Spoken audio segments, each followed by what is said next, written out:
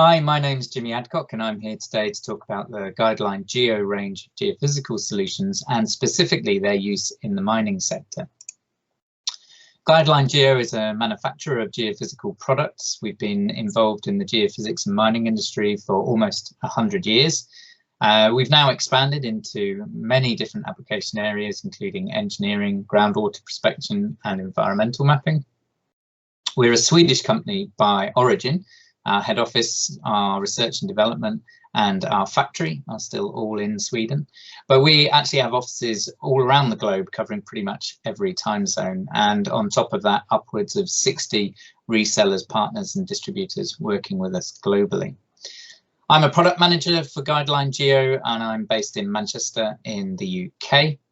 And on the subject of products, we have two product ranges within Guideline Geo. They used to be independent companies, but now we're all under one roof. And that is MARLA, which are our ground penetrating radar products, and AVON, which are kind of more traditional geophysics systems. So starting with AVON, the AVON product range consists of resistivity instruments, time domain electromagnetic systems, and seismic systems. And they allow us to map to very great depths geology, basically. We can do searches for minerals, we can map mineral deposits, but we can also do engineering works. So ahead of, let's say, the construction of processing plants at mining sites or haulage roads, checking the ground before we put those in to make sure that they'd be able to withstand heavy traffic. The systems are also well suited to monitoring projects where we might want to study the integrity of things like dams or embankments or look at potential pollution plumes. We can also use a number of the systems in boreholes as well. So if we have drill holes on site and we want to really see in detail at depth, we can actually put sensors into those boreholes to map the geology in greater detail. MARLA is all about ground penetrating radar. So this is a sort of high resolution mapping system for the sort of shallower reaches, so sort of top 20 to 30 meters. Also very useful in the kind of engineering style applications. So perhaps maintenance of the roads and the infrastructure that you have on site during the activity phase, and making sure you have a good record of where everything was when you come to site reinstatement after mining has ceased. So you can see there are a very wide range of applications that are either directly associated with mining or kind of activities on the perimeter of that particular industry. And what I've done is I've tried to split the different activities into pre-mining, sort of the extraction phase, and then reinstatement, the post-mining phase, just to have a quick look at those. So pre-mining, it's largely about exploration. We would be using our products to map the geology in general, but specifically looking for resources that we could then later mine. And it might be search, or it might be then after the search where we've done sort of broadly spaced survey over a very large area quite rapidly, going back and mapping the hotspots that we've found to see in detail the size and distribution of the resources that we have identified. Other things that we might be interested in are perhaps the rock strength, the host rock strength. So if we're doing underground mining, then will our tunnels hold themselves up, or do we need some kind of reinforcement in there? But also conversely, the strength of the rock tells us about the rippability. How easy is it to break up and remove? Because that will inform us on the size of machinery that we would need, or the kind of explosives that we'd have to use to be able to remove the overburden to get to the resource of interest. We might be looking even at groundwater. We might, especially if we're doing underground mining, we might want to know where the water table is and therefore how much work we're going to have to do to keep our mine workings dry during the extraction phase. We can also be doing sort of traditional engineering work, so looking at the stability and the strength of the near surface geology and soils, because we may need to put in haulage roads, we may need to build processing plants, we might have to store large amounts of spoil material, and we might need things like earth dams for tailings processing. During the mining phase, obviously, it's a little bit more limited. The focus is on extraction, but we might be wanting to map where or predict where we want to go next in terms of expanding the mining. So we might be doing surveys around the edge of the site. Once we've removed overburden, we can repeat surveys to give us better detail of the resource now that we're closer to it. During mining activity, if it's underground, we can use things like GPR to actually look for fractures within the rock and kind of try to predict the strength of the next unit that we'll be working through. The monitoring is very important, looking whether we've got any leaching of sort of pollution, plumes from around the site. Also monitoring the integrity of things such as earth dams and embankments and spoil heaps, or any slopes, natural slopes that might be above the mining works. You know, are we, by the activity of mining, are we making those slopes weaker? Are we at risk of landslide, for example? Post-mining reinstatement, well then it's looking at mapping historical workings that may not have been fully recorded, so knowing exactly where all the tunnels and voids might be. Also looking at the strength of the rock that we've left behind. Is it strong enough to build over?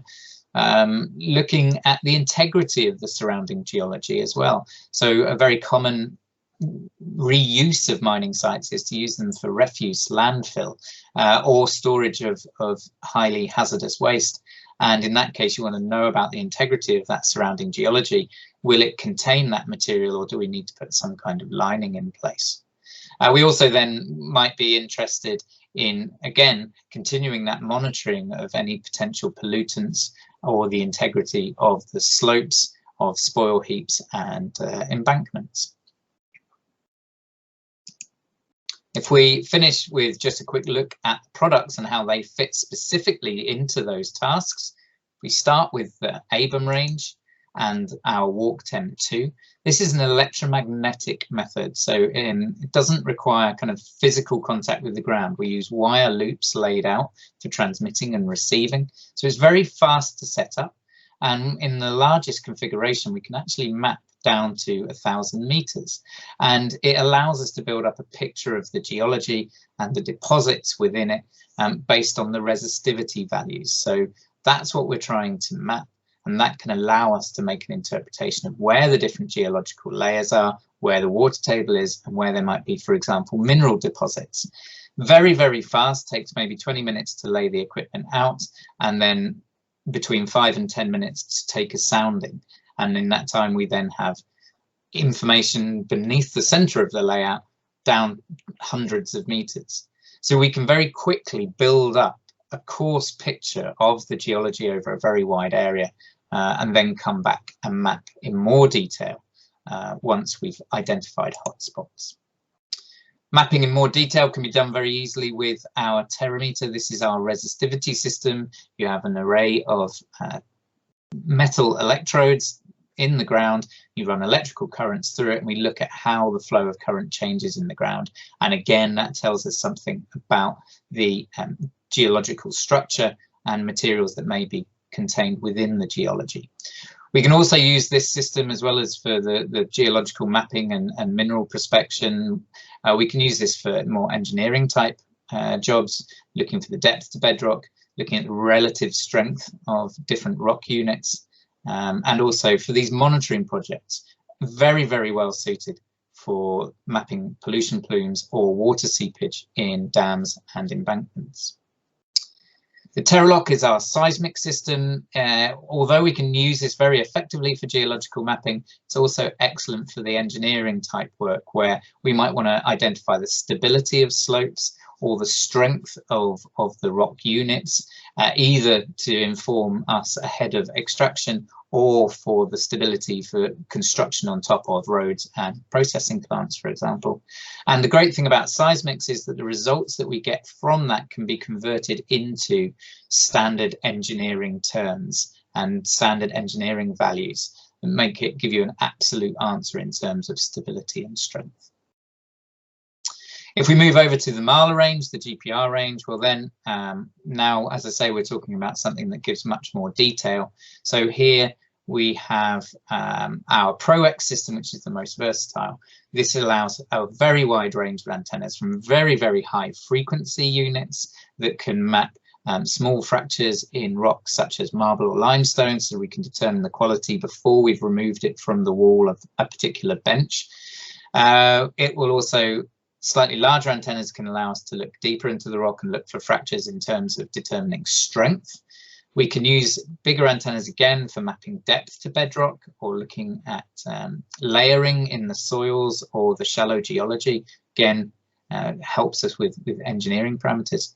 And those high frequency antennas can also be used for the maintenance of sites. So we can look at how road structure is holding up. Is it starting to subside? Are voids appearing? And also the integrity of concrete on working areas or in batching plants, processing plants, for example.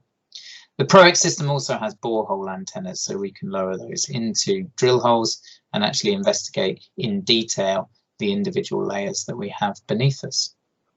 So as I say, very wide range of antennas on that one. And then we have our Ground Explorer, which is a much sort of more compact system, very easy to use.